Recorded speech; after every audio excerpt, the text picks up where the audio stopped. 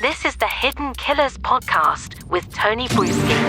That it is. We're talking with Scott Roeder of Evidence Room and the Crime Scene Time Machine podcast, available on Spotify. I want to talk about the Nashville shooting, which occurred a little bit more than a week ago. Something that has already left the news cycle because we live in a world where that leaves the news cycle that quickly.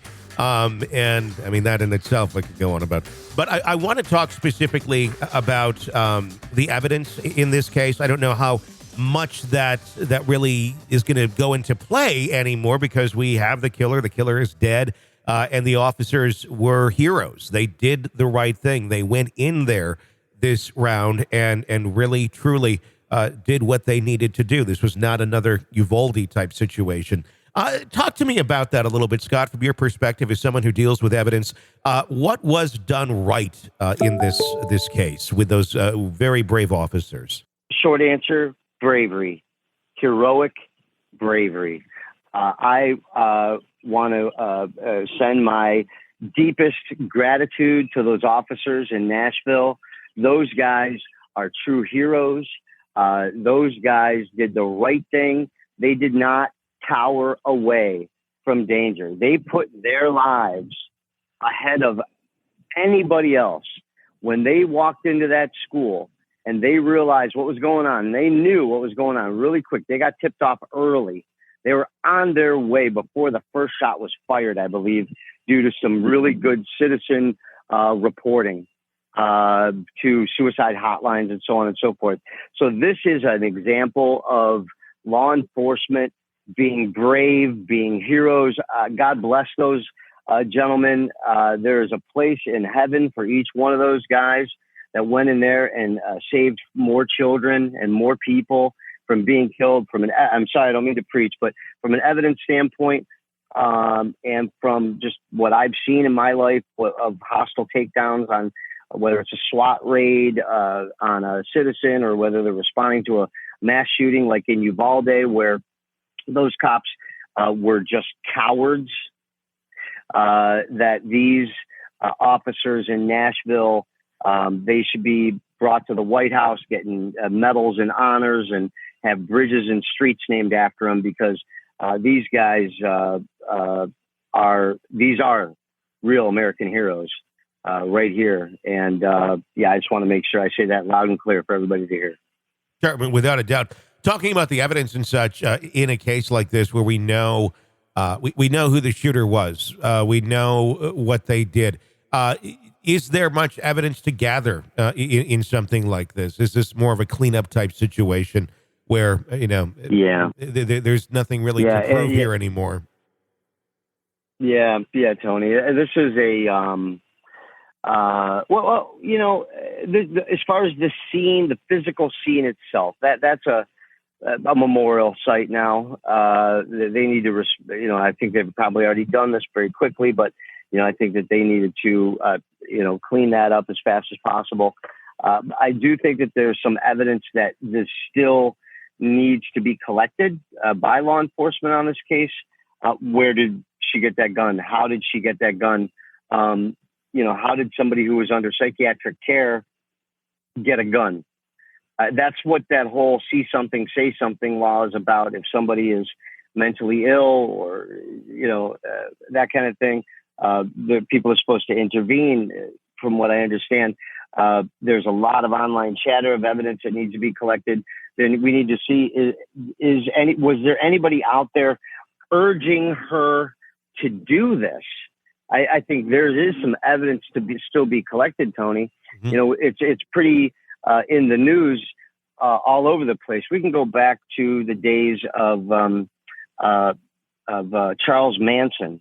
He was convicted of murdering, I think, up to 4 people, or it might have been 5 people in Hollywood in 1969, and he wasn't there. He just urged people to do it. Mm-hmm. We've seen evidence that people are being held to account for urging people to riot. We've been seeing evidence that they're holding people account when they urge somebody or encourage somebody to commit suicide. I'm curious, who urged this young person to do this? if at all? Or is this just one of those lone nut gunmen, again, that we hear over and over and over again? Or is there something different about this case? I don't know. I think some evidence still needs to be collected because, Tony, this stuff is going to keep on happening. School shootings is the number one crime that we're going to have in this country over the next 10 years. We have a disaffected youth that have access to guns. And it's not, I don't want to say anything political, but we've got a long way to go before this problem gets corrected. And it's not just about weapons, but the people who are using them and the people that, and why they're doing it. We have to know why people think that shooting up a school is the best option to solving a grievance. I don't understand it. It's been happening for 25, 30 years now. It has to stop. And I don't know the answer, but I think that there's something that still needs to be learned in the evidence leading up to the Nashville shooting. It's an American tragedy, again, just weeks after the last one. And guess what, Tony? In a couple weeks from now, you're going to have another one. I would almost guess if I were to Google it right now, there already has been.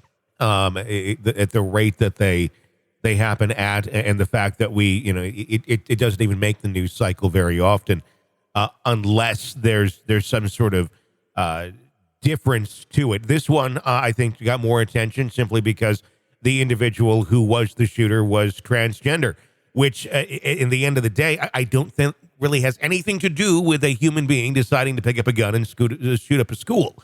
It's a decision that someone makes who's not mentally well, and doesn't necessarily have a whole lot to do with their sexuality. You can look at someone and go, you're maybe frustrated this way or that way, and maybe that's part of it with this individual, but that's not part of it with everything. This is every individual case. I think the individuals have their own grievances this way or that way. With something like this, the see something, say something laws, rules, requests, whatever you want to call them, they clearly don't do a whole hell of a lot in many cases. We see this time and time again. And if you do see something and you do say something, unless that person is almost in the act of doing something, they're not really breaking any laws. If they're just spouting off, if they're just saying something, you're pointing at someone who is at that point expressing an opinion. Now, you could go to threats and say, well, this person's threatening this person's threatening that. Yes, 911 is filled with people saying that there's persons making a threat against them, unless you can really prove it or show that it's actually going to be happening. Again, not a whole lot you can do, it seems, to prevent something like this. What would they have to have found here to stop this? This person, I know they said that some of the things that they did find information that this had been being planned for quite some time. But again, had they walked in prior to anything happening, could much be done to stop someone like this other than keep an extra eye on them to catch them before they literally leave their home to go do it? Well, no, Tony. From a law, I think there's two answers to that question, and we're going to get into, I think, some big concepts, and there's nobody else I'd rather dive into a big concept than with you, Tony. And the law enforcement, the government can't do anything to affect this, except for maybe one thing: stop picking sides and stop stoking hate between people who are different from each other, right? Sure. The news media can do stuff to prevent this stuff by stop stoking differences, stop pitting Democrats against Republicans, stop pitting whites against blacks, stop pitting gays against straights, stop pitting people against each other. Mm-hmm. But the only way to stop things like this from happening, in my humble, just regular guy sitting here opinion, is when you see people that you disagree with, you must love them. When you see people that hate you, you must love them. That is, I think, a core principle of living in a human society. We must love people who oppose us. Just like we must love people who oppose the government. We must love people who oppose tyranny. We must love people who oppose our way of life, or we oppose their way of life. There has to be love. And love is the only, it sounds like, well, I don't know what I'm quoting, a John Lennon album here, Tony. Yeah. But what is the answer if it's not love, man? No, I agree. And one would assume that if an individual is able to plan this sort of thing out for as long as they have, there's probably a lack, one would assume, of love in their life. And not romantic love, just caring, just knowing that someone is there for you. Self-love, Tony. It's self-love. Yeah, without having that. People don't love themselves. They look in the mirror and they want to change it. They look in the mirror, they want to get a butt job or a boob job, or they want to change this or change that. Or people don't love themselves. And when you don't love yourself, that's going to manifest out into hate for society. And I know I'm just a crime scene guy, and I shouldn't be talking about such big issues like this. I'll stick to bullets and blood and trajectory and time of death. I'll stay in my lane. But just as a human person who believes that the core of humanity is good, these are the biggest issues facing America today. You know, how do we love somebody despite our differences with them? How do we oppose people without attacking? How do we have intelligent debate and invite everybody to the table to have a say without, you know, there used to be news shows back in the 90s and the early 2000s where they'd have a Republican and a Democrat and a moderator, and they'd argue. And then they'd have drinks afterward and lunch. But now they don't do that anymore. You just got 10 people on a panel that all agree with each other, hating. And then over on the other channel, you got 10 people who all agree with each other, hating. It's just hating. And as my grandmother used to say, you ain't going to get nowhere with that stinking thinking. What about this? And I'm not necessarily speaking of older generations. I'm speaking more so of sometimes the younger generations. Have we taught some of our youth, though, for generations, to love themselves too much, where they can no longer handle differences? They can no longer handle adversity. They can no longer handle anything that goes against themselves, that goes against their own self-beliefs of who they are and what they're worth. And then in turn, it kind of puts a huge kink in society where there isn't motivation to try and do better because what they're doing is they're good enough.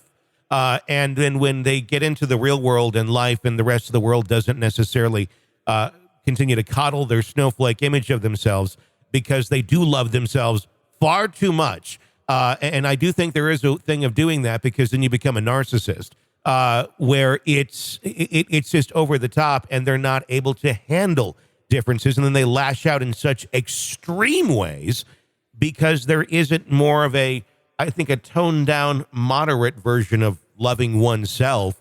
But also understanding, we're all flawed. We all have our own issues and we should work on them.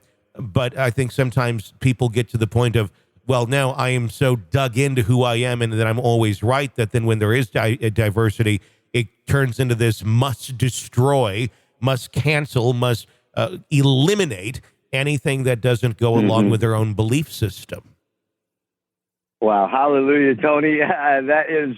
You hit the nail on the head, but I think there's a difference between too much. You're right, though. But when we're talking about the psychology of the human person, once again, I'm just a crime scene guy. I am not a medical doctor in any way, shape, or form. And in the sciences, I don't, that's not my area of expertise. But just as a human person talking to another smart human person, I think that too much self-love, where you're inflating yourself, is the same as hating yourself. I put the the guy's got $100 billion. I put him on the same moral bankruptcy scale as the homeless heroin addict on the street. One hates himself so much they want to die. The other one loves himself so much and they think they deserve the world. Sure. When really life is in the middle. Yeah. I used to tell my kids this, and I hope I don't get canceled for this. But when my kids were little, I have 2 boys and a daughter. when my kids were little and they did something that I didn't approve of, I would say, just jokingly, but it checked their ego. Listen, I could kill you, make another one looks just like you, except that one won't be stupid. Know your place. Okay, You're replaceable. And that's but I love my children. They know that's now a recurring joke in our family. We're like, yeah, make another one looks just like us, that this one won't be stupid, Dad. Got it. But the message there, although that's funny, right? I didn't mean it, obviously. But the message there is you're not special. Mm-hmm. Everybody is going through exactly the same thing. But I think there's a difference where people stop trying. Yeah. Youth has stopped trying. They just want to sit in their room and do whatever, or they just want to be with their friends, but they've stopped trying because I think the media has so soaked them into a point of pointlessness and hopelessness that we're so divided. We can never come back together. Everything's so messed up. It'll never be fixed. We'll always be in a state of war and discontent. And you can't even go to school. You can't go on an airplane. It just, they've never lived in an era of their life, people 20 and under, where they haven't lived in a state of total anxiety. I had at least 20 years, 30 years of my life from the time I was born in 1970 until the year 2001, where my life was relatively anxiety-free from a social human being living in America standpoint. Not a whole lot happened that made me worry. But then 2001 to 2023 has just been one calamity after the other. I feel bad for the youth of America, but they have to realize if you don't contribute to society, if you don't try, you're never going to get to be the champion of the World Series and win the game and be the hero of your own life if you never put on a helmet and get into the batter's box. Sure, you might get hit. It'll sting a little, but guess what? You'll recover. And people just, I think, are afraid to try because they've been taught, I think, that it's all pointless and it doesn't mean anything. So why try to get something that you don't want anyway because it's not attainable? I just think, people can't be afraid to fail. You can never succeed until you fail because you don't know what winning is until you lose. So my message to people out there, whatever you love, try it. You want to be a broadcaster? Try it. You want to be an actor? Try it. You want to be a mechanic? Try it. And if you fail, a lawyer, doc, whatever, try it. And if you fail, so what? At least you tried. Yeah. But people just stop trying. And I think that's the biggest problem. I want to touch on this before we wrap up. Crime Scene Time Machine is your podcast, and there's some really interesting stuff going on there with Bobby Kennedy right now. A very fascinating case. What are you covering there? Well, I dropped a podcast a couple of days ago called Bobby Kennedy 1968 Grace Under Fire, and it's a deep dive with myself and my colleague Megan investigating not only the crime scene of how Bobby Kennedy got assassinated at the Ambassador Hotel, Los Angeles, California, June 5th, by multiple shooters, just like his brother John F. Kennedy, shot by multiple shooters. But we break down the evidence of the conspiracy regarding his autopsy, the criminal trial of Sirhan Sirhan, the involvement of MK Ultra, but then we also, go into why they wanted to kill who they are, Bobby Kennedy, with his addressing the assassination of Martin Luther King, who was assassinated just 2 months exactly to the day that Bobby Kennedy was assassinated. And it's a great show, Crime Scene Time Machine, only available on Spotify. Bobby Kennedy, 1968, Grace Under Fire is the name of the episode. We're really proud of it. We think that you'll learn something and maybe start loving America again, because I started loving America real hard, Tony, when I started researching Bobby Kennedy. How interesting. That's such a fascinating case. I'd love to have you on here, and we'll talk about that one day, too. for a full segment because there's just so many layers to that case. Crime Scene Time Machine. Check it out on Spotify. This is an examination of the hidden human condition. This is the Hidden Killers Podcast. The Hidden Killers Podcast. With Tony Bruschi. Scott Roeder of Evidence Room and the Crime Scene Time Machine Podcast. If you want to get ad-free versions of this show, you can do that through Apple Podcasts right now. Yeah, you can. And even try for 3 days free. Check that out. You can follow me on Twitter at TonyBPod.